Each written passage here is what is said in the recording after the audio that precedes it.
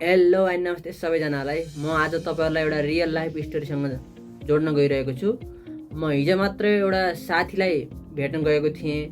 अनि ऊ भेटिसकेपछि के भन्छ, ब्रो मैले 20वटा कम्पनीमा सिभी पठाइसकेँ तर कुनै रेस्पोन्स छैन भन्छ।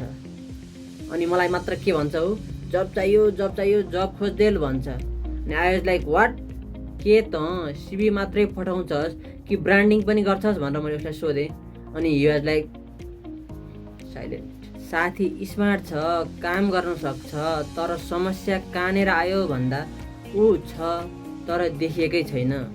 कम्पनीजहरूले उसलाई इग्नोर गरेका होइनन्, तर फ्याक्ट के हो भन्दाखेरि कम्पनीहरूले उसलाई चिनेकै छैनन्। सो आजको भिडियोमा म तपाईँहरूलाई किन भिजिबिलिटी नै तपाईँको वास्तविक रेज्युमे हो र पर्सनल ब्रान्डिङले सिभीको त्यो साइलेन्सलाई इन्टरभ्यू कलमा कसरी कन्भर्ट गर्छ भनेर देखाउने छु। सो ढिला नगरी भिडियोतर्फ लागौँ है त। सर्वप्रथम त हामी के गल्ती गर्छौँ भन्दा हामी सधैँभरि एउटै प्रोसेस अथवा मेथडले काम गरिराख्छ भन्ने सोध्छौँ। पहिलाको जस्तो सिभी पठाऊ र जबको लागि कुरिराख्ने जस्तो अहिले के छ, त्यो फेज हटिसक्यो। अहिलेको हायरिङ प्रोसेस नै टोटल्ली डिफ्रेन्ट छ कि तपाईँको। अहिलेको टाइममा रिक्रुटरहरू एकदम बिजी छन्। उनीहरूको इनबक्समा तपाईँको 500 भन्दा धेरै त मेल छ, तर उनीहरूले तपाईँको मेल ओपन गर्नु अघि के हेर्छन्, तपाईँको नाम गुगलमा लिङ्कडिनमा सर्च गर्छन्। उनीहरूले त्यहाँनिर तपाईँको प्रेजेन्स नै पाएन भने तपाईँहरू स्वतः रिजेक्ट हुनुहुन्छ। सोही कुरालाई एउटा सानो इक्जाम्पलसँग जोड्न चाहे। मानौँ तपाईँहरू माया गर्न चाहनुहुन्छ अरे, हो तपाईँ माया गर्न चाहनुहुन्छ तर त्यो मान्छेले तपाईँलाई देख्दैन, खोज्दैन होइन भने के माया सम्भव छ?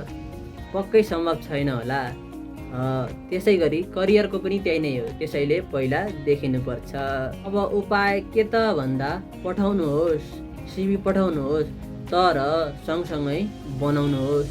के बनाउनुहोस् भन्दा लिङ्कडिनमा पावरफुल प्रोफाइल बनाउनुहोस् र युट्युबमा आफूले गरेका प्रोजेक्टहरू सोकेस गर्नुहोस्। इन्स्टाको स्टोरीमा आफ्नो कुनै स्किल ड्रप गर्नुहोस् होइन, र यसरी देखिन थाल्नुहोस्। र कुरा गरौँ सिभीको। सिभी त सबै पठाउँछन्, तर आफ्नो पर्सनल ब्रान्डको सिभी कसले बनाउँछ? यति याद राख्नुहोस्, तपाईँले देखाउने तरिका नै तपाईँको जब चान्स हो। सो आजैदेखि देखिन थाल्नुहोस्, नत्र यो भिडभाडमा पक्कै हराइन्छ। सो यो भिडियो तपाईँलाई मन पर्यो भने लाइक, कमेन्ट, सेयर र सब्सक्राइब गरिदिनु होला। र यो भिडियो त्यो साथीसम्म पुगोस् जो तपाईँलाई बारम्बार जब खोज्देल मात्र भनिरहेको छ।